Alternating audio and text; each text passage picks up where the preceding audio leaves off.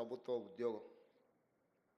కానీ గత ప్రభుత్వం దాదాపుగా 2015 నుంచి నాకు తెలిసినంత వరకు పంచాయతీరాజ్ శాఖలో కారుణ్య నియామకాలు చేపట్టకపోవడం, ప్రభుత్వం ఒక విధానపరమైన నిర్ణయం తీసుకోకపోవడం వల్ల దాదాపుగా మీ జీవితంలో అత్యంత విలువైన సమయం 10 సంవత్సరాల కాలగర్భంలో కలిసిపోయింది.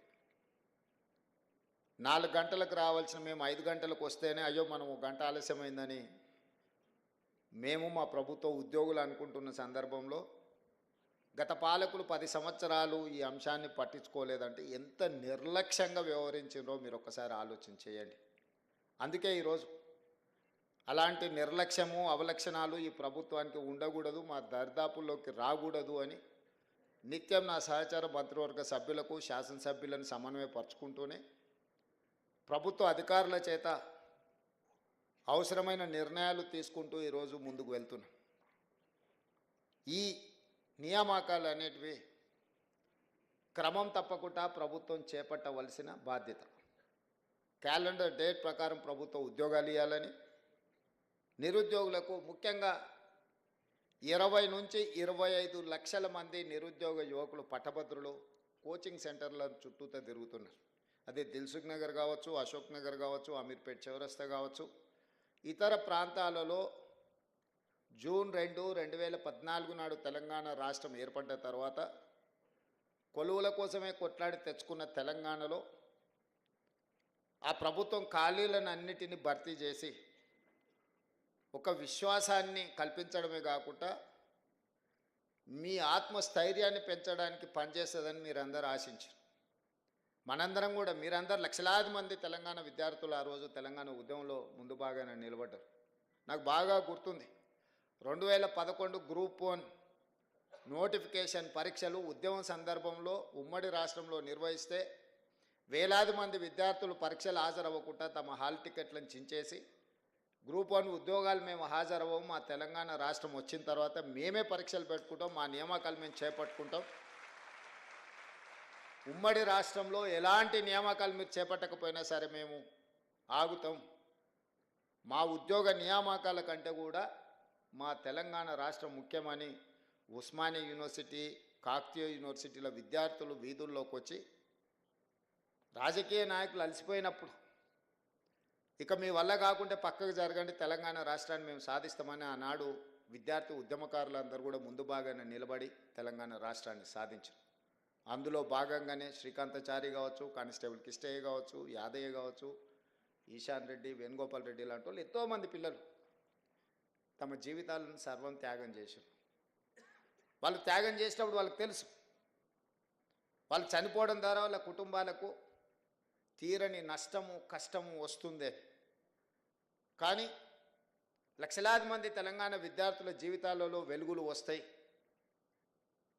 తెలంగాణ ప్రాంతం బాగుపడుతుంది, స్వయం పరిపాలన వస్తుంది, ఈ స్వయం పరిపాలనైనా మా జీవితాలలో మార్పు తీసుకొస్తుంది అని చెప్పి వారు ఆనాడు నిర్దిష్టంగా ప్రాణత్యాగాలు చేసి తెలంగాణ రాష్ట్రాన్ని సాధించారు.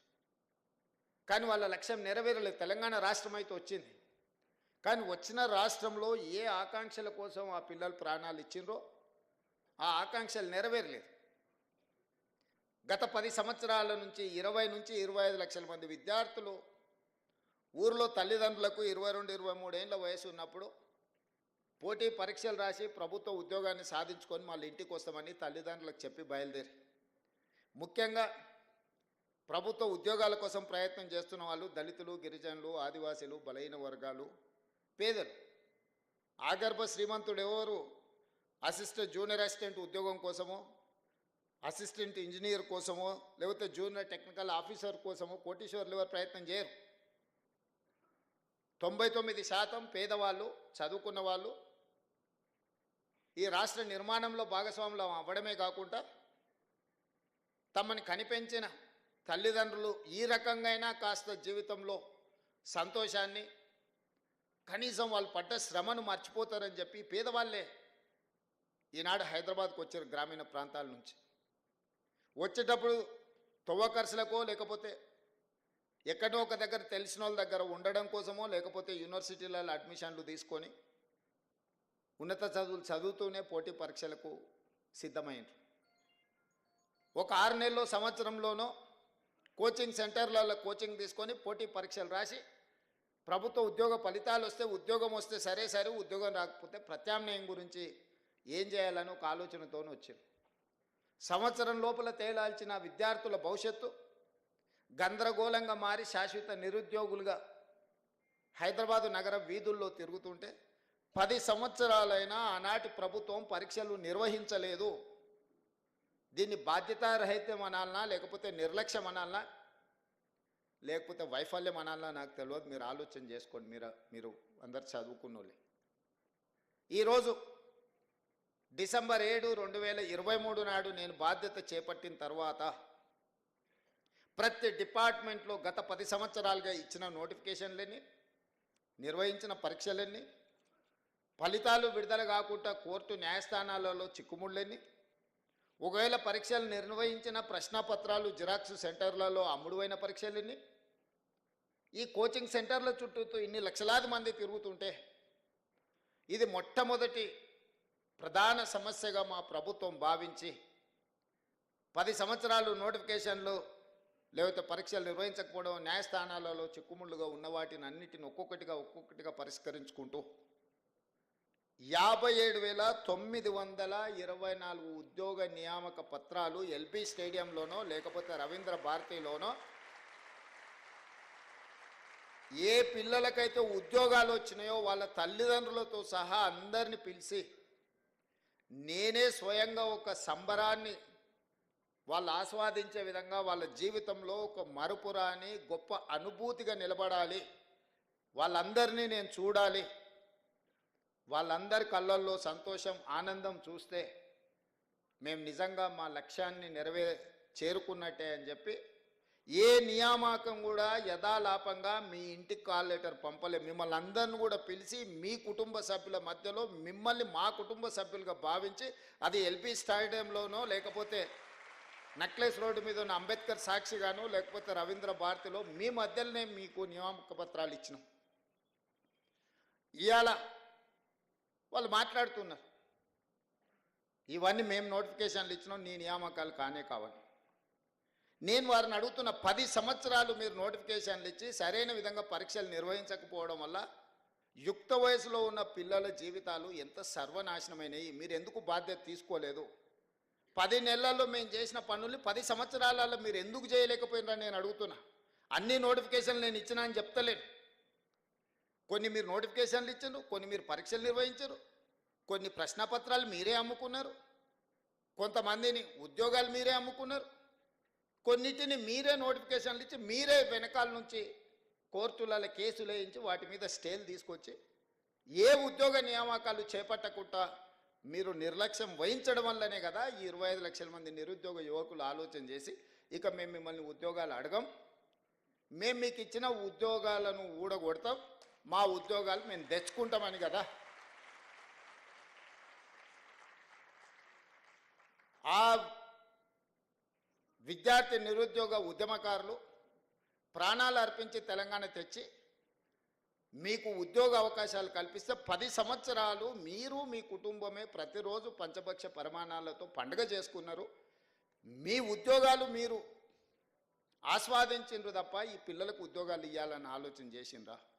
ఈరోజు నేను ఒక్క మాట అడగదలుచుకున్నా, ఈ నోటిఫికేషన్లన్నీ మావే రేవంత్ రెడ్డి చేసింది ఏముందయా అని నేను ఒక్క మాట అడగదలుచుకున్నా.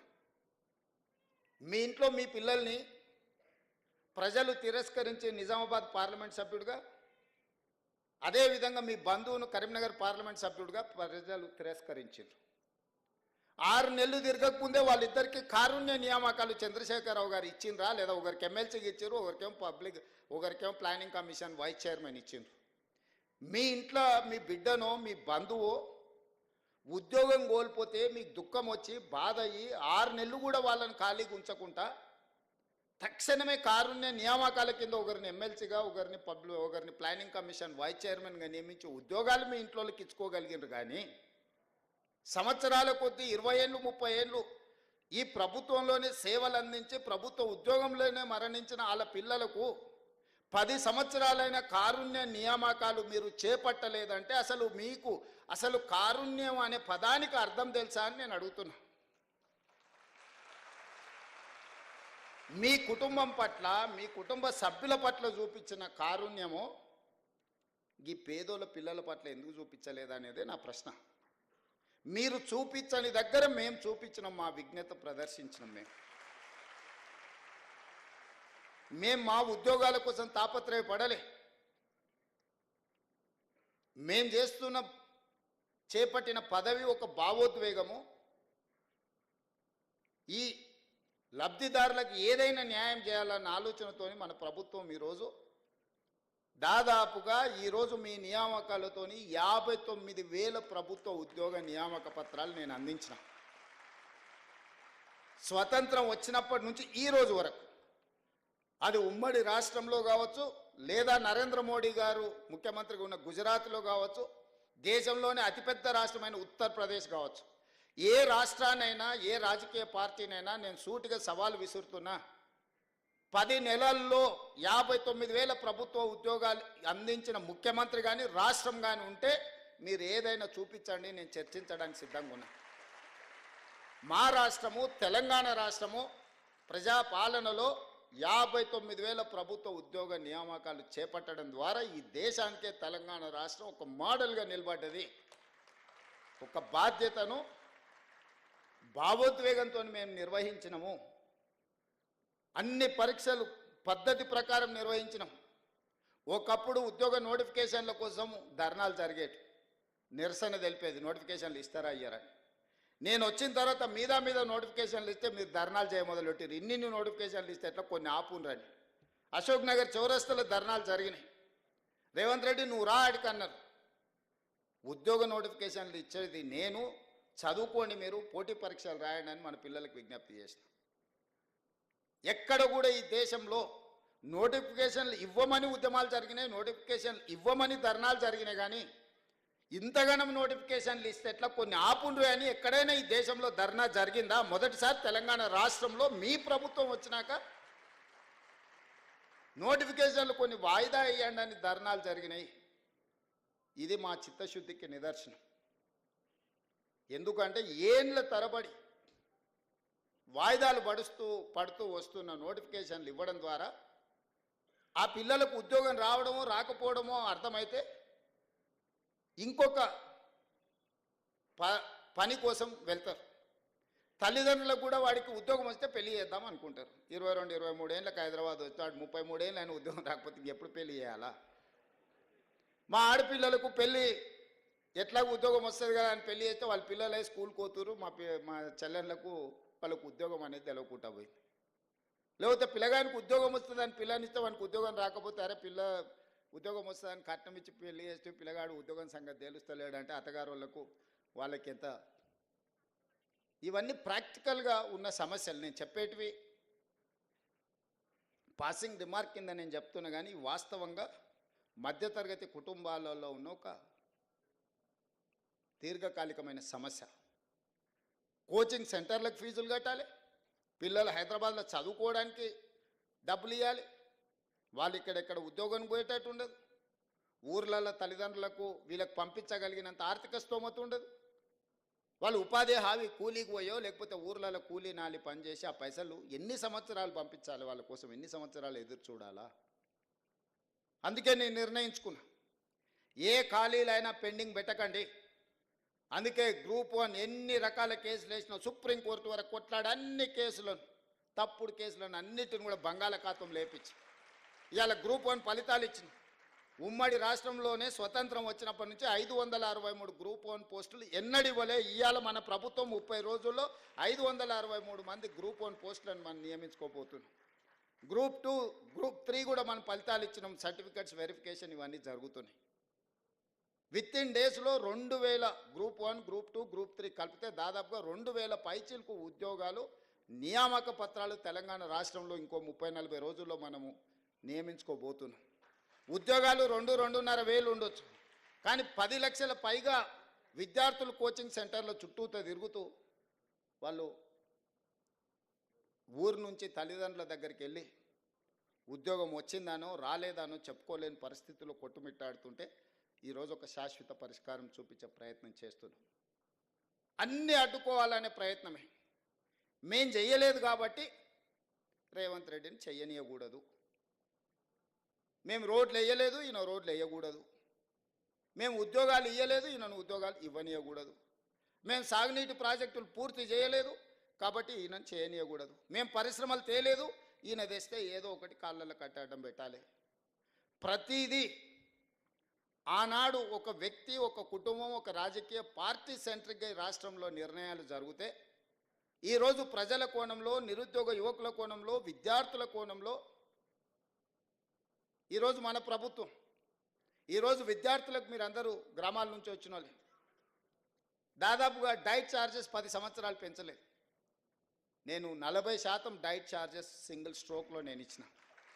కాస్మెటిక్ ఛార్జెస్ హాస్టల్లో ఆడపిల్లలు ఉంటారు, పేదోళ్ళ పిల్లలు ఇంటి దగ్గర తల్లిదండ్రులను అడగలేరు. చిన్న చిన్న సబ్బు కాడ నుంచి మొదలు పెడితే చిన్న చిన్న కాస్మెటిక్స్ని అడగలేరు. 200% 20 ఇయర్స్ నుంచి పెండింగ్ ఉంటే నేను 200% కాస్మెటిక్ ఛార్జెస్ పెంచి ఎవ్రీ మంత్ గ్రీన్ ఛానల్ వాళ్ళకి పేమెంట్లు ఇచ్చిన. ఈరోజు దాన్ని స్ట్రీమ్ లైన్ చేసిన. ఇంటిగ్రేటెడ్ రెసిడెన్షియల్ స్కూల్స్ మేము ఎస్సీ ఎస్టీ బీసీలకు రెసిడెన్షియల్ స్కూల్స్ ఓపెన్ చేసినామని 7 ఉన్నాయి. అవి 2000 మంది విద్యార్థులు ఉంటే 10 బాత్రూములు కూడా లేవు. ఒక్కొక్క బాత్రూమ్ దగ్గర 500, 200 మంది పిల్లలు క్యూ కట్టే పరిస్థితి. అక్కడి నుంచి ఈరోజు ప్రతి నియోజకవర్గానికి ఒక young India integrated residential schools 20 నుంచి 25 ఎకరాలలో 200 కోట్ల రూపాయలతోటి మన సింగిల్ జీవో 58 నియోజకవర్గాలలో అనుమతించిన 11,000 కోట్ల రూపాయలు మంజూరు చేసిన. గ్రీన్ ఛానల్లో కలెక్టర్ల ఖాతాలు ఆల్రెడీ నగదు కలెక్టర్ ఖాతాలు నిధులు పెట్టేసిన. రేపు పొద్దుగాలే బిల్లులు వచ్చినాయి రాలేదని కాంట్రాక్టర్లు పని ఆపితే పిల్లలకు నెక్స్ట్ అకాడమిక్ ఇయర్ లోపల ఒక మంచి ఇన్ఫ్రాస్ట్రక్చర్ ఇవాళ కార్పొరేట్ లెవెల్లో వాళ్ళకు విద్యను అందించడానికి. అదేవిధంగా స్కిల్స్కి సంబంధించి యంగ్ ఇండియా స్కిల్స్ యూనివర్సిటీ ప్రతి సంవత్సరం 1,10,000 మంది ఇంజనీరింగ్ విద్యార్థులు పాస్ అవుతున్నారు తెలంగాణ రాష్ట్రంలో.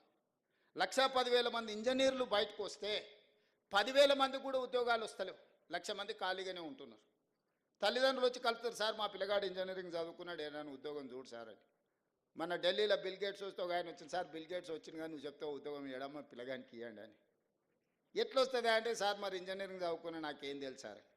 అందుకే తీసుకుంటున్న సర్టిఫికెట్కి మనకున్న నైపుణ్యానికి పొంతన లేదు. డిమాండ్ అండ్ సప్లైలో చాలా గ్యాప్ ఉంది. ఈ గ్యాప్ను ఫిలప్ చేయడానికే యంగ్ ఇండియా స్కిల్స్ యూనివర్సిటీని ఒక అద్భుతమైన మోడల్ని దేశానికే ఆదర్శంగా ఉండే విధంగా ఈరోజు యంగ్ ఇండియా స్కిల్స్ యూనివర్సిటీని తీసుకొచ్చినాం. మన పిల్లలకు సాంకేతిక నైపుణ్యాన్ని పెంపొందించడం ద్వారా ఉద్యోగమే కాదు స్వయం ఉపాధి కూడా వాళ్ళకి కల్పించుకోవడానికి అవకాశం ఉంటుంది. వాళ్ళకు అవకాశాలు కల్పించాను. యంగ్ ఇండియా స్పోర్ట్స్ యూనివర్సిటీని తీసుకొచ్చినాం. ఇవన్నీ మీరు చేసిన ఉంటే యంగ్ ఇండియా స్కిల్స్ యూనివర్సిటీ కానీ, యంగ్ ఇండియా స్పోర్ట్స్ యూనివర్సిటీని కానీ, లేకపోతే young India integrated residential schools for SC ST BC and minority పిల్లలకు మీరు నిర్మించి ఉంటే ఇవన్నీ కూడా నాకు అవకాశమే రాకపోవు కదా. ఈ 59,000 ఉద్యోగ నియామక పత్రాలు మీరు అధికారంలో ఉన్న 10 సంవత్సరాలలో ఈ పిల్లలకు ఉద్యోగాలు ఇచ్చి ఉంటే ఈరోజు ఈ నియామక పత్రాలు నేను ఇవ్వాల్సిన పరిస్థితే రాకపోతుండే కదా. మీ కుటుంబంలో నియమించుకున్న కారుణ్య నియామకాలు అదే కారుణ్యము ఈ పిల్లల మీద చూపించుంటే 500 కుటుంబాలకి ఇవాళ రవీంద్ర భారతిలో నేను కారుణ్య నియామకాలు ఇవ్వాల్సిన అవకాశమే ఉండకపోతుండే కదా. 10 ఏళ్ళు మీరు ఏవేవైతే చెయ్యలేదో, 10 ఏళ్ళు ఏ అంశంలో మీ బాధ్యత మర్చిపోయినరో, 10 ఏళ్ళు ఏ బాధ్యత పట్ల మీరు నిర్లక్ష్యంగా వ్యవహరించినరో వాటన్నిటినీ సవరించుకుంటూ పరిష్కరించుకుంటూ ఒక్కొక్క అడుగు నేను ముందుకేస్తున్నా. ఇంతకుముందు బిల్డ్ నౌ ఇప్పుడు టౌన్ ప్లానింగ్ వాళ్ళు మీరు ఉన్నారు.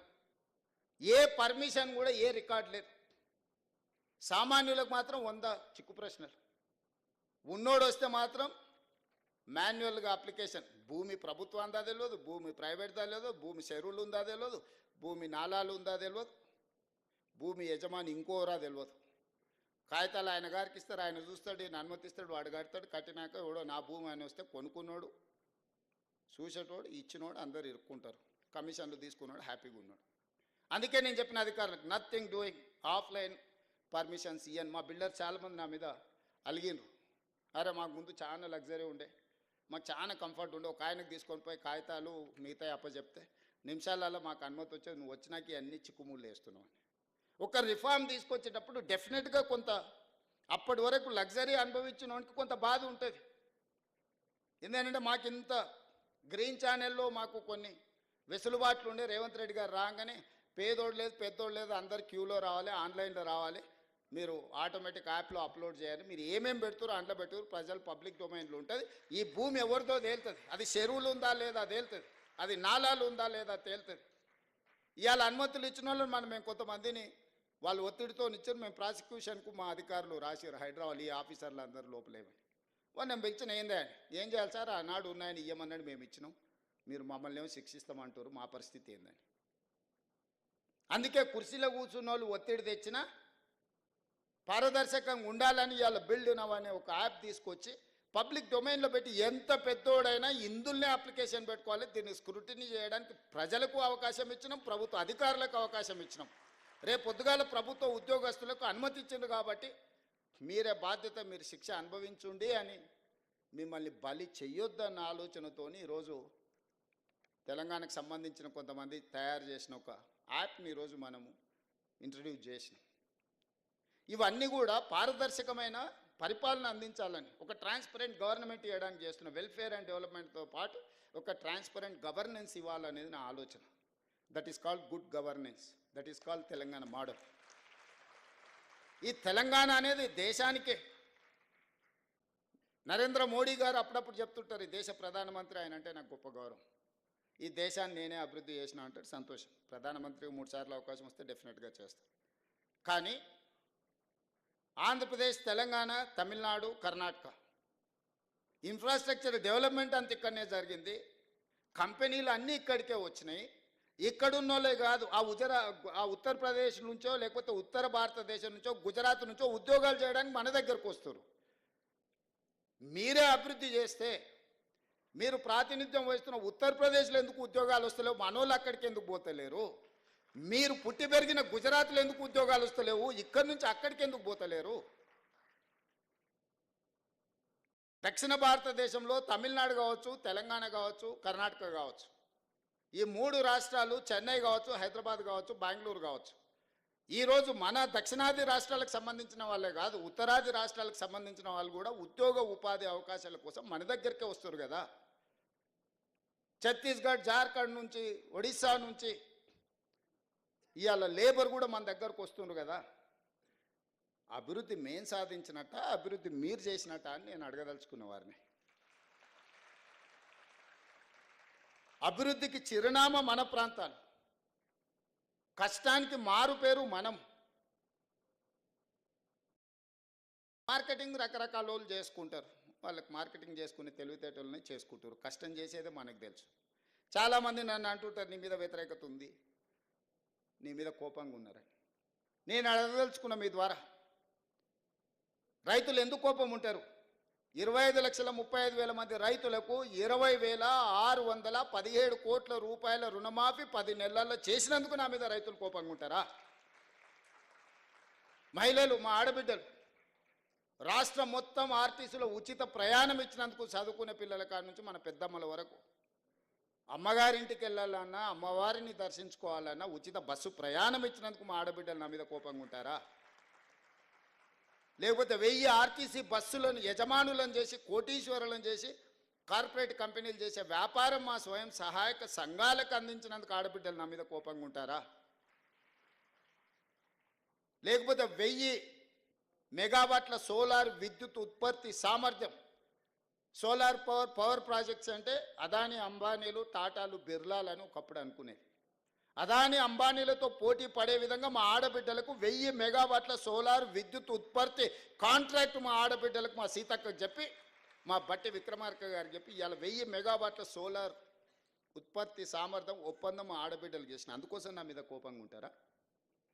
50 లక్షల కుటుంబాలకి ఈరోజు 200 యూనిట్లు ఉచిత కరెంట్ ఇస్తున్న, పేదవాడి ఇంట్లో వెలుగులు ఈరోజు ఈ ప్రభుత్వం ఇస్తుంది. అందుకోసం ఈ 50 లక్షల కుటుంబాలు నా మీద కోపంగా ఉంటారా? 43 లక్షల మంది ఆడబిడ్డలకు 500 రూపాయలకు సిలిండర్ ఇస్తున్నాం, అందుకోసం నా మీద కోపంగా ఉంటారా? విద్యార్థులకు, లక్షలాది మంది విద్యార్థులకు 40% డైట్ ఛార్జెస్, 200% కాస్మెటిక్ ఛార్జెస్ పెంచినందుకు ఆ చిన్నారులు నా మీద కోపంగా ఉంటారా?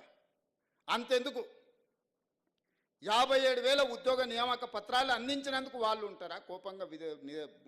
ఉద్యోగాలు వచ్చిన వాళ్ళు ఎందుకు ఈరోజు 922 కుటుంబాలు వచ్చినాయి?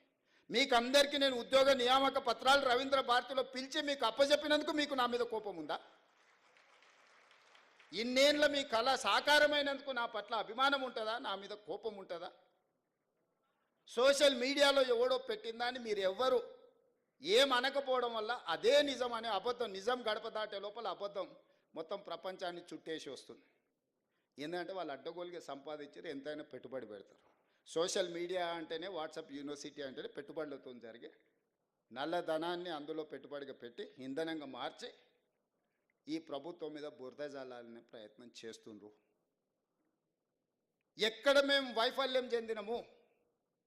రేవంత్ రెడ్డికి పట్టు రాలేదు అని అంటారు. పట్టు రావడం అంటే ఓ రాజయ్యను దళితుని తీసేయడం, ఓ ఈటల రాజేందర్ బలైన వర్గాల వ్యక్తిని మంత్రివర్గం నుంచి తీసేస్తే పట్టు వచ్చినట్ట? తీయడానికి కారణం చెప్తే పట్టు వచ్చినట్టు.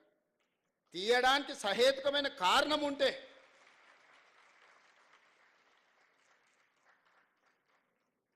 నీ సొంత మోడైనా తప్పు చేస్తే లోపల పెడితే నీకు పట్టు వచ్చినట్టు, కానీ పంచక తింటే పట్టు వచ్చినట్ట? పరిపాలన భవనమైన సచివాలయానికి రానోనికి 10 ఏళ్ళు రానోనికి పట్టు వచ్చిందంట పరిపాలన మీద. రోజుకు 18 గంటలు పనిచేస్తున్నా మీకే అందుబాటులో ఉన్నా నాకు మాత్రం పట్టు రాలేదు అంటున్నారు. ఎట్లా దీన్ని జస్టిఫై చేయాలో మీరు చెప్పండి అని అడుగుతున్నా నేను. ఏ రోజైనా సచివాలయానికి మమ్మల్ని, నేను సీతక్క కూడా సచివాలయానికి పోతే పోలీసులు పట్టుకొచ్చి మా ఇంటికాడ వదిలేసి వచ్చారు. ఇవాళ సచివాలయంలో ఎవరో బిల్లులు రాలేదని ధర్నా చేసింది. నేను లోపలికి రానియకపోతే వాళ్ళు వచ్చి ధర్నా చేయగలుగుతారా మిత్రులారా? మీరు చెప్పండి. సామాన్యుడు కూడా సచివాలయానికి వచ్చి తన బాధను చెప్పుకోవడానికి, అవసరమైతే నిరసన తెలపడానికి ఈ ప్రభుత్వం అవకాశం ఇచ్చినందుకు కదా మీరు వచ్చి నిరసన తెలిపింది. ఏ ధర్నా చౌక్లో పుట్టి పెరిగిన మీ పార్టీ ఆ ధర్నా చౌక్ను మూసేస్తే నేను వచ్చిన వెంబడే ధర్నా చౌక్ తెరిచి ప్రజలు ఏం నిరసన తెలిపినరో నేను తెలుసుకోవాలనుకుంటున్నా.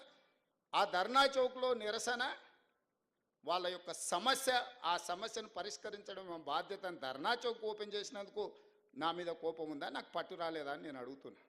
నేను ధర్నాలు చేయనిచ్చినందుకే కదా మీరు పట్టు రాలేదంటున్నారు.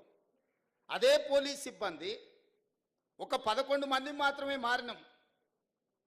ఒక కుటుంబం ఒక 11 మంది మంత్రులు మారిన, మిగతాళ్ళంతా సేమ్ అదే వ్యవస్థ కదా. కేసీఆర్, కేటీఆర్, హరీష్ రావు, దయాకర్ రావు ఇట్లాంటి మంత్రులు మారినరు. రేవంత్ రెడ్డి, సీతక్క, లేకపోతే బట్టి విక్రమార్క గారు, శ్రీధర్ బాబు గారు, మా 11 మందిమే కదా మారింది తెలంగాణ రాష్ట్రంలో. ఉన్న వ్యవస్థ మొత్తం అదే కదా. అదే పోలీసులకు నేను ఆదేశాలు ఇస్తే నిమిషాలలో ఇళ్ళకి వెళ్ళి బయటకు వెళ్ళకుండా అందరిని లోపలేసి తాళం వేసి వంగబెట్టి దంచరా?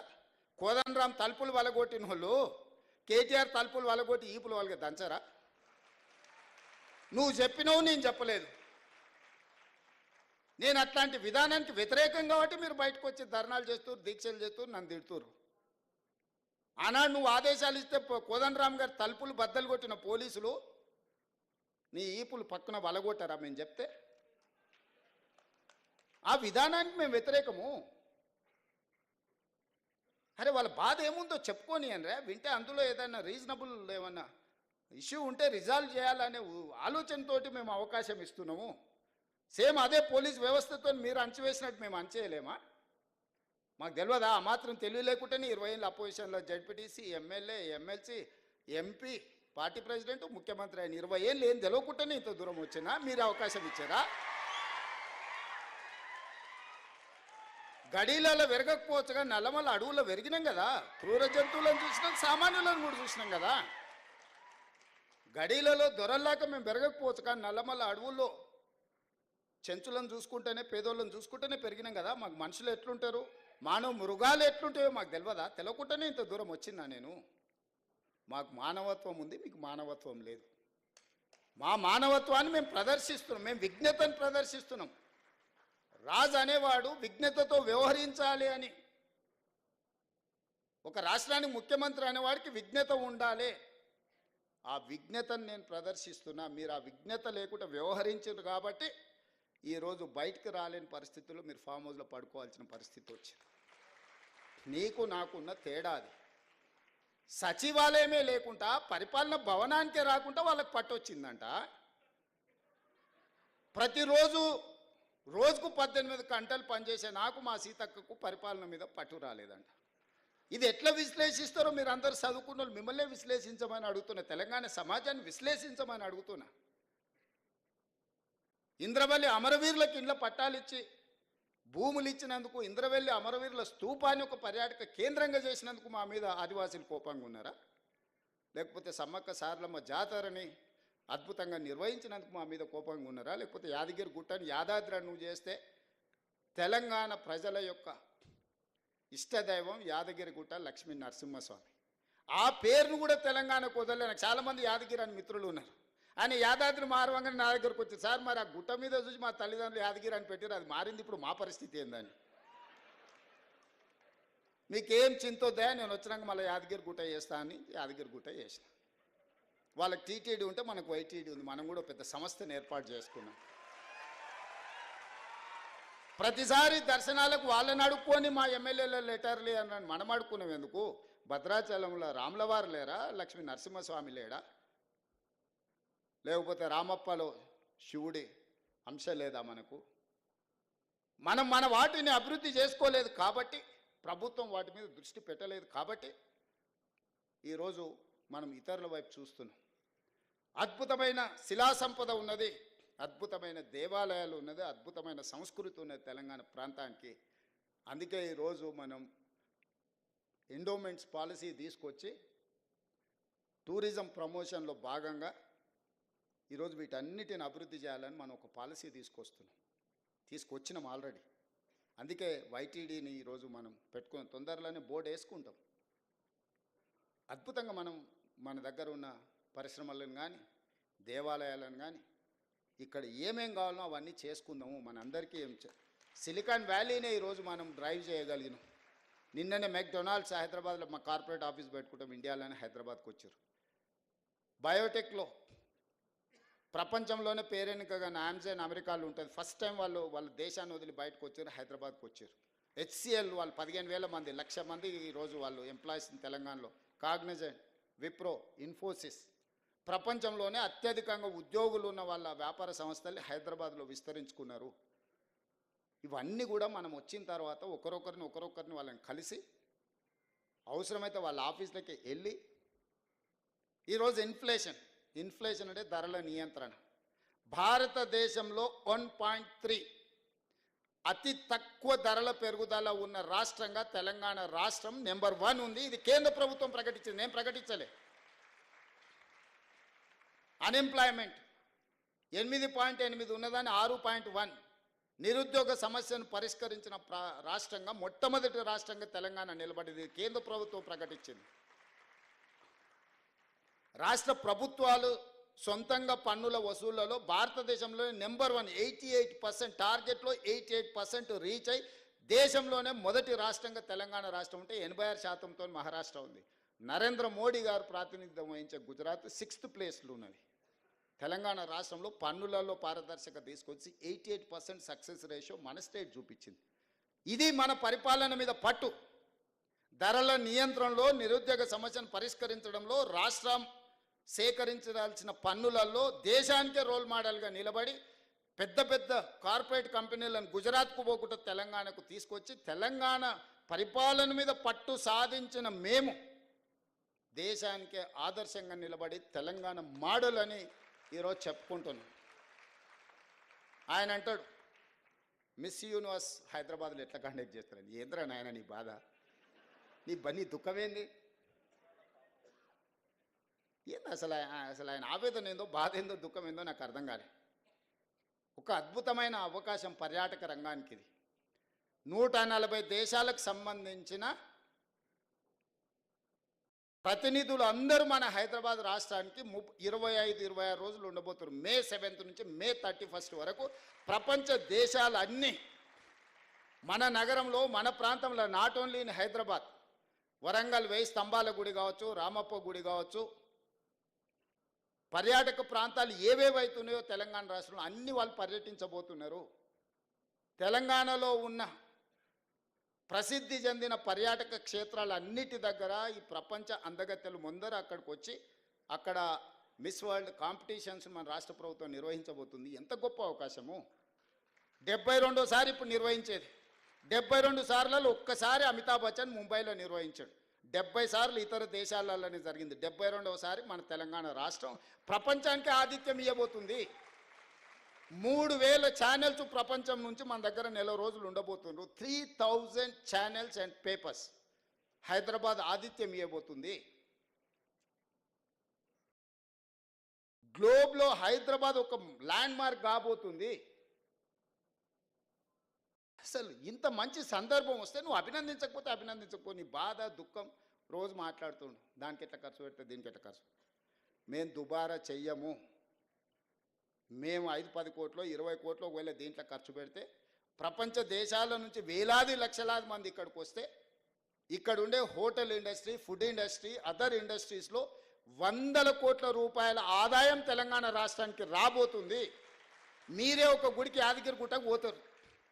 బస్సు ఉచితం ఇచ్చినా మీరు ఉండి లేచింది అనుకోండి, ఆడ ఏదైనా షాపులలో కొనుక్కున్నది అనుకోండి, మీ ట్రాన్స్పోర్ట్ కంటే కూడా 3 అంతలు ఎక్కువ పైసలు ఖర్చు పెడతలేరా?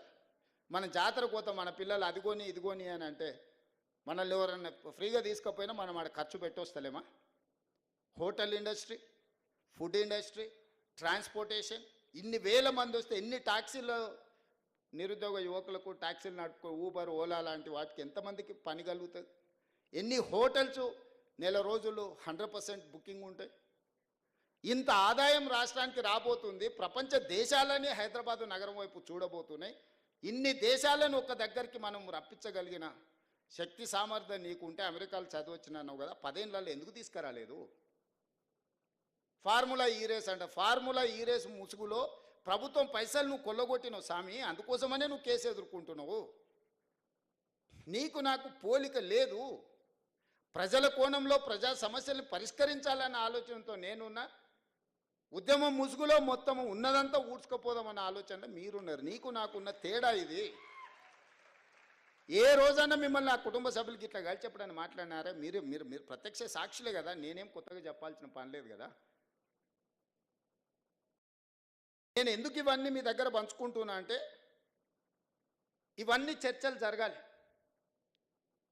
10 సంవత్సరాల వాళ్ళ పరిపాలన, మొదటి 6 నెలలు మనకు పార్లమెంట్ ఎన్నికల వరకు మనం పరిపాలన చేసింది. ఇలా తర్వాత 10 నెలలు మనం పరిపాలన చేసింది.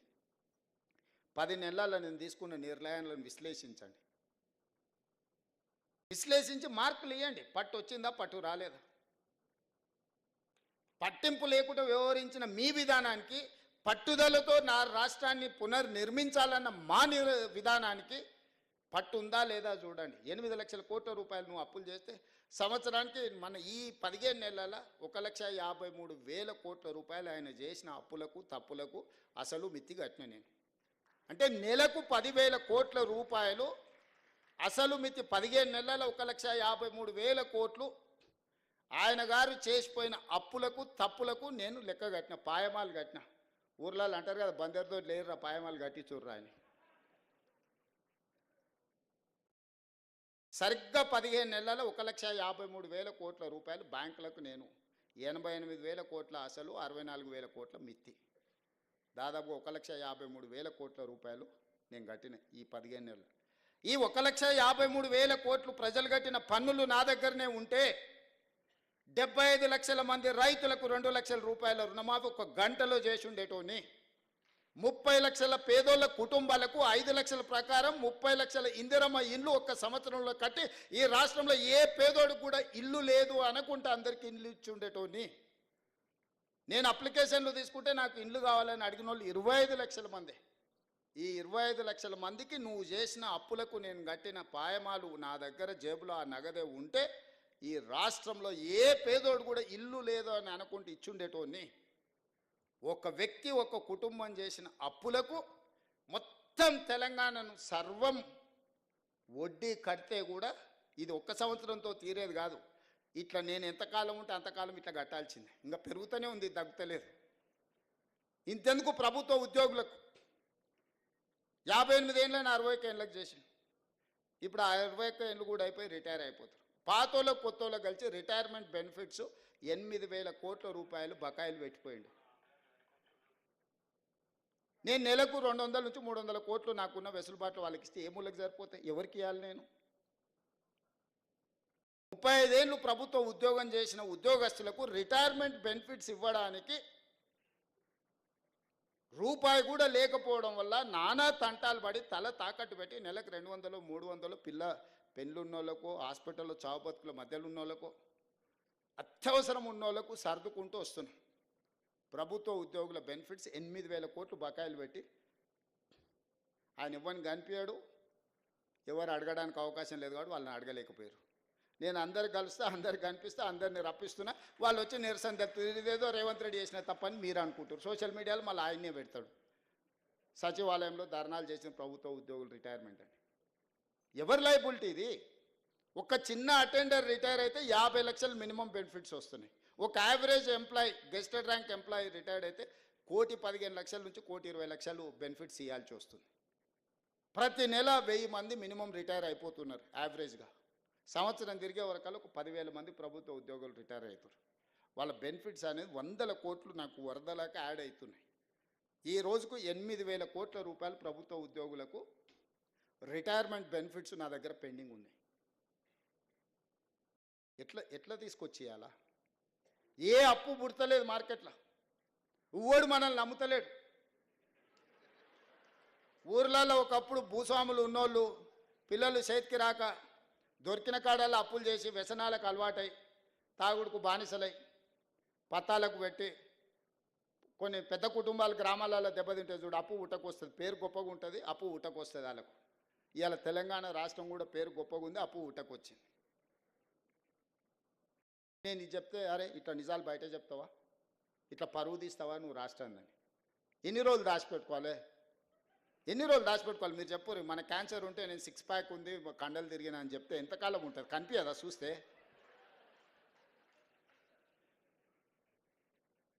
అందుకే ఉన్నది ఉన్నట్టుగా చెప్పి మిమ్మల్నే అడుగుతున్నా, కొంత వెసులుబాటు ఇవ్వండి, నేను కూడా తీసుకుంటా. నేను కొంచెం డెట్ రీస్ట్రక్చర్ చేసుకుంటున్నా, బ్యాంకులలో మిత్తి పర్సంటేజ్ తగ్గించుకుంటున్నా. మిత్తి తగ్గకపోతే 11% రేట్ ఆఫ్ ఇంట్రెస్ట్లో తెచ్చిండే గవర్నమెంట్ ప్రాజెక్టులకు. మీరు రేపు పొద్దుగాల ఎంప్లాయీస్ కాబోతున్నారు. 4% 5%కు ఇవ్వడానికి బొచ్చడి బ్యాంకులు ఉన్నాయి భూమి మీద. కాకపోతే వాడు మొత్తం డీటెయిల్ ప్రాజెక్ట్ రిపోర్ట్ అడుగుతాను. నువ్వు దేనికి అప్పు అడుగుతున్నావు, ఏం చేస్తావు, ఎట్లా చేస్తావు, ఏం కడతావు, కట్టేదానికి ఎంత ఖర్చు అవుతుంది, ఎస్టిమేట్స్ ఏంది, ప్రాజెక్ట్ రిపోర్ట్ ఇవి, మళ్ళీ వెనక్కి ఎట్లా కడతావు, దీని ఆదాయం ఎట్లొస్తాను మొత్తం పేపర్లు అడుగుతాడు. పక్కాగా అప్పు ఇచ్చేటోడు పక్కాగా పత్రాలు అడుగుతాడు. అవునా? దొంగ కాగితాలు, డూప్లికేట్ కాగితాలు పక్కన పెడితే వాడు ఎంతైనా మిత్తి అంటే తీసుకుంటాడు. ఈయనకి తెలుసు, ఆయనకి తెలుసు, వీడు పారిపోతాడని, వీడు కట్టేది ఎగదొబ్బేదే కదా, నాకేం చేసేది ఉందని. కేవలం వాళ్ళ కమిషన్ల కోసము కాళేశ్వరం మీద 1,50,00,000 కోట్ల రూపాయలు అప్పు తెస్తే it the rate of 11%. Projects reservation కానీ రివర్ రిజర్వేషన్ల వరల్డ్ బ్యాంకు నుంచి ఏడీపీ బ్యాంకులు 3 to 4% రేట్ ఆఫ్ ఇంట్రెస్ట్ ఇవ్వడానికి సిద్ధంగా ఉంది. జస్ట్ డిపిఆర్ సబ్మిట్ చేస్తే దొంగతనం బయటపడుతుందని అడాక్ బేసిస్ మీద వాళ్ళ దగ్గర లోన్ అప్రూవల్ తీసుకొని 1,50,00,000 కోట్ల రూపాయల అప్పు 10.50 ఆల్మోస్ట్ 11% రేట్లో ఇంట్రెస్ట్లకు తెచ్చింది. నేను 32 సార్లు ఢిల్లీకి పోయి కాళ్ళ ఏళ్ళబడి అధికారులను దాన్ని డెట్ రీస్ట్రక్చర్ చేపించి 5% 6%కు రీస్ట్రక్చర్ చేయిస్తున్నాను. నేను నా ఇంటికి రూపాయి రాదు, ఈ రాష్ట్రానికి ఆదాయం పెరిగితే ఈ ఆదాయాన్ని వెల్ఫేర్ కింద, డెవలప్మెంట్ కింద తిరిగి రాష్ట్రానికే ఖర్చు పెడతాను. నేను ప్రతి నెల నాకు ఒక 500 కోట్లు అదనంగా దీంతో డెట్ రీస్ట్రక్చర్ అయితే ఈ 500 కోట్లు రిటైర్డ్ ఎంప్లాయీస్ బెనిఫిట్స్ కోసం వాడతా. ఇట్లా అక్కడక్కడ ఇసుక మాఫియా 2016-17 600-700 కోట్లు ఉన్న ఇన్కమ్ ఇసుక 2025లో కూడా సేమ్ అదే ఉంది, 600-650. మొన్న నెల కింద నాకు కోపం వచ్చి ఏందా దీని కథ తెలుద్దాం అసలు దంచురాని దంచిపిస్తే అంతకుముందు 1.5 వచ్చేది పర్ డే, 1.5 యావరేజ్గా. నేను దంచడం మొదలుపెట్టినాక ఎగ్దాం 3.5 కోట్ల నుంచి 4 కోట్లకు పోయింది. రోజుకు 2.5-3 కోట్ల ఆదాయం పెరిగింది. ఒక్క సంవత్సరానికి 2 కోట్ల యావరేజ్ చేసుకుని 700 కోట్లు. 10 ఏళ్ళల్లో 7,000 కోట్లు ఇసుకలో వీళ్ళు దోపిడీకి పాల్పడ్డారు. ఇసుక మాఫియా వీళ్ళు. మీరు పంచాయతీరాజ్ అండ్ మున్సిపల్ శాఖలో పనిచేస్తున్నారు, రేపటి నుంచి మీకు తెలుస్తుంది. ఎందుకు ఈ వివరాలు చెప్తున్నా అంటే, నేను చెప్పిన మా అధికారులు గ్రామ పంచాయతీ నుంచి DTCP, director town country planning ఎక్కడ పర్మిషన్ వచ్చినా ఆన్లైన్ యాప్లో అప్లోడ్ చేయండి. ఎంత స్టీల్ కావాలి, ఎంత సిమెంట్ కావాలి, ఎంత ఇసుక కావాలి, ఏడగొన్నాడు లెక్క తీపిరు. ట్యాక్స్ ఎక్కడ పోతుంది, ఆటోమేటిక్ వచ్చి ఖాతాలో పడుతుంది. దొంగతనాన్ని మనం సాంకేతిక నైపుణ్యంతో నిరోధిస్తే లెక్క పక్కాగా తెలుస్తుంది. అందుకే దాన్ని కూడా సెంట్రలైజ్ చేయమని చెప్పిన. మైనింగ్ వాళ్ళను, మున్సిపల్ వాళ్ళను, పంచాయతీరాజ్ శాఖ వాళ్ళని అనుమతులు ఇచ్చేటోళ్లకు ఈ మెటీరియల్ ఎక్కడి నుంచి రావాలి. నేను మా వాళ్ళని లెక్కలు అడిగితే ఇంతకంటే పెరగదు సార్ అన్నారు. అవునా, అట్లనే రాండి కూర్చోండి. ప్రిన్సిపల్ సెక్రటరీ, ఐఏఎస్లు వాళ్ళంటే పెద్ద పెద్ద చదువులు చదువుకున్న వాళ్ళు, మనకు చదువు లేదు. కానీ నేను ఒక లెక్క చెప్పిన, రాష్ట్రంలో స్టీల్ ఎంత అమ్ముడు పోయింది, సిమెంట్ ఎంత అమ్ముడు పోయిందో లెక్క తీయరి. ఆ స్టీలు ఆ సిమెంట్ ప్రకారం ప్రపోర్షనేట్గా ఇసుక ఎంత అవసరం ఉంటుందో లెక్క తీయరి. ఎందుకంటే స్టీలు సిమెంట్ జిఎస్టీ లెక్క ఉంటుంది కదా. ఆ సేల్స్ అన్నీ క్యాలిక్యులేట్ చేయించిన. వాళ్ళకి అర్థం కాలే ఎందుకు చేయిస్తున్నాం. ఇసుక ఎంత అవసరం అవుతుందో 4 కోట్ల మెట్రిక్ టన్నుల ఇసుక అవసరమవుతుందని లెక్క తేలేదు. నేను అడిగిన, రోబో శాండ్ 1 కోటి మెట్రిక్ టన్నులు తీసేవా, 25%. 3 కోట్ల మెట్రిక్ టన్నులు సంవత్సరానికి ఇసుక అవసరం ఉంది. ఈరోజు ఎంత అమ్ముతున్నాం అంటే 1,25,00,000 అమ్ముతున్నాం అన్నాడు. అంటే 1,75,00,000 మెట్రిక్ టన్నుల ఇసుక దొంగతనం జరుగుతుంది. దొంగలు దొంగిలించి వీళ్ళకి అమ్ముకుంటారు. ఇసుక లేకుండా స్టీల్ సిమెంట్ వాడగలమా, నిర్మాణాలు చేయగలమా? అంటే ఏదో ఒక రూపంలో ఇసుక వాళ్ళ దగ్గరకు పోతుంది కదా. ప్రభుత్వ ఖజానాకు రూపాయి రాకుండా ప్రభుత్వ లెక్కకు దొరకకుండా పోతుంది. కాబట్టి నాకు ఇవన్నీ తెలియదు. 4 కోట్ల మెట్రిక్ టన్నుల ఇసుక ప్రభుత్వ లెక్కలోకి రావాల్సిందే. మీరు ఏం చేస్తారో నాకు తెలియదు, ఎవరినైనా లోపలేయండి, నాకు లెక్క దొరకాల్సిందే అని చెప్పిన. ఒక్క దెబ్బకు రోజుకి ఇప్పుడు 1,00,000 మెట్రిక్ టన్నులకు పెరిగింది. అంతకుముందు 30,000, 35,000 అమ్ముడు పోయేది. ఇప్పుడు రియల్ ఎస్టేట్ బిల్డర్స్ ఇక్కడ కూడా క్రెడాయి వాళ్ళందరూ వాళ్ళని పిలిచి అడగమని చెప్పిన. మీకు ఎంత కావాలో మాకు చెప్పు, మేమే డైరెక్ట్ మీకు డోర్ డెలివరీ ఇస్తామని. ఒకప్పుడు రైతు బజార్లు ఉండేటివి. నేను ఇప్పుడు హైదరాబాద్లో శాండ్ బజార్లు ఓపెన్ చేయించిన. 3 సెంటర్లు పెద్ద పెద్దది చేయించిన. గవర్నమెంటే తీసుకొచ్చి ఇసుక వస్తుంది. ఇక్కడ కావాల్సిన వాళ్ళు చక్కగా అడిగిపోయి కూరగాయలు రైతు బజార్లో పోయి కొనుక్కున్నట్టే కుటుంబాలు తక్కువ రేటుకు వస్తాయి కదా. ఇసుక అడిగిపోయి దొడ్డి ఇసుక 1,600, సన్న ఇసుక 1,800. అంతకుముందు 2,100 సన్న ఇసుక ఉండే, దొడ్డి ఇసుక 1,800 ఉండే. సన్న ఇసుక మీద 300, దొడ్డి ఇసుక మీద 200 డిస్కౌంట్ ఇచ్చి హైదరాబాద్ వరకు తీసుకొచ్చి, మీరు ఆన్లైన్లో లారీ బుక్ చేసుకుంటే మీ ఇంటికాడనే ఇస్తాం. మీరు డైరెక్ట్ పోతే అడిగిపోయి తీసుకొచ్చి ఇసుక ఏడ కొనుక్కోవాలి, ఎవరిని అడగాలి. ఏ దొంగోడు అర్ధరాత్రి పూట లారీ తెచ్చిపోస్తాడో, రాత్రంతా మెలుకొతో ఉండాలి, తిప్పలు పోయింది. మైనింగ్ డిపార్ట్మెంటే మీ ఇంటి దగ్గర డోర్ డెలివరీ ఇచ్చే, ఆయనను మందు డెలివరీ ఇచ్చే విధానం తెచ్చి నేను ఇసుక డెలివరీ ఇచ్చే విధానం తీసుకొచ్చిన. దీనివల్ల వినియోగదారులకు వెసులుబాటు దొరుకుతుంది, ప్రభుత్వానికి ఆదాయం పెరుగుతుంది. నేను బిల్డర్స్ అందరికీ కూడా ఈ వేదిక మీద నుంచి విజ్ఞప్తి చేస్తున్నాను, మీకు ఏం కావాలనో ఇండెంట్ ఇవ్వండి. మీరు భయపడాల్సిన అవసరం లేదు. ఎవడు కూర్చోమో మీకు వస్తుందా రాదా అని టెన్షన్ ఎందుకు. మంచి బిజినెస్ చేసుకోండి, ట్రాన్స్పరెంట్ బిజినెస్ చేసుకోండి. చట్ట పరిధిలో చట్టపరంగా అనుమతులు తీసుకోండి, నిర్మాణాలు చేయండి, దానికి సంబంధించిన సామాగ్రి కొనుక్కోండి. కొనుక్కున్న ప్రతి రూపాయికి పన్నులు కట్టండి. మంచి పౌరులుగా తెలంగాణ రాష్ట్రం ఆదర్శంగా నిలబడదాం. ఇవన్నీ అద్భుతంగా చేసుకుందాం. రేపు జరగబోయే నిర్మాణ రంగంలో మీరు మంచి భాగస్వాములు కావాలి. ప్రభుత్వ ఉద్యోగుల గురించి, ప్రజాప్రతినిధుల గురించి 35 సంవత్సరాలు 30 ఏళ్ళు యావరేజ్గా మనం వేసుకుంటే 3 రకాలుగా ఉంటామంట. చేరిన మొదటి 10 సంవత్సరాలలో గరం ఉంటామంట. రెండో 10 సంవత్సరాలలో నరం అయిపోతామంట. మూడో 10 సంవత్సరాలలో బేషరం అవుతామంట. ఎవ్వరం మనం అట్లా కావద్దు. ఇది ఒక నానుడి మాత్రమే. ఈ నానుడి మన దరి చేరొద్దు. చేరిన గరం మనం రిటైర్ అయ్యే వరకు అట్లనే ఉండాలి. గరం నరం బేషరం అనే విధానం ఉండొద్దు. దాన్ని దర్దాపులకు రానియొద్దు బేషరం అనే విధానాన్ని. అందుకే 20 ఏళ్ళు అయినా పాలిటిక్స్లో నా టెంపర్మెంట్ నేను మార్చుకోలే. ముఖ్యమంత్రి అయింది కదా ట్రాన్స్ఫార్మ్ కావాలంటారు. ముఖ్యమంత్రి అయింది కదా ట్రాన్స్ఫార్మ్ కావాలి. అప్పుడప్పుడు ఇట్లా మాట్లాడతాడు, కొంత హుందాగా వ్యవహరించాలి కదా అని. నేను హుందాగా వ్యవహరిస్తే అర్థం చేసుకునేటోళ్ళు ఉండాలి కదా. జానారెడ్డి గారు హుందాగానే పెద్ద మనిషిలాగా వ్యవహరించిండు.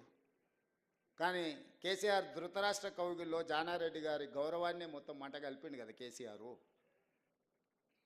అందుకే 20 ఏళ్ళైనా 2004 టైంలో ప్రజా జీవితంలో రావాలని మొదలుపెట్టిన ప్రయాణం 2024 20 ఏళ్ళు పూర్తయింది. 20 ఏళ్ళల్లో మొదటి రోజు నేను జడ్పీటీసీ ఉన్నప్పుడు టెంపర్మెంట్, ఈరోజు ముఖ్యమంత్రి కూడా నా టెంపర్మెంట్లో చేంజ్ లేదు, విజ్డమ్లో చేంజ్ ఉంది. ఎందుకంటే జడ్పీటీసీ ఉన్నప్పుడు జడ్పీటీసీగా వ్యవహరించిన, ఎమ్మెల్సీగా ఉన్నప్పుడు ఎమ్మెల్సీగా, ఎమ్మెల్యేగా ఉన్నప్పుడు ఎమ్మెల్యేగా, పార్లమెంట్ సభ్యుడు అయినప్పుడు దేశ స్థాయి ఇష్యూసు, పార్టీ అధ్యక్షుడు అయినప్పుడు ఒక విజ్డమ్ ఉంటుంది, చీఫ్ మినిస్టర్గా నాకు ఒక విజ్డమ్ ఉండాలి, ఈ తెలంగాణ రాష్ట్రాన్ని ఎట్లా ముందుకు తీసుకెళ్లాలని ఒక ఆలోచన ఉండాలి. విజ్డమ్లో నేను అప్గ్రేడ్ చేసుకుంటున్న నా స్కిల్ని,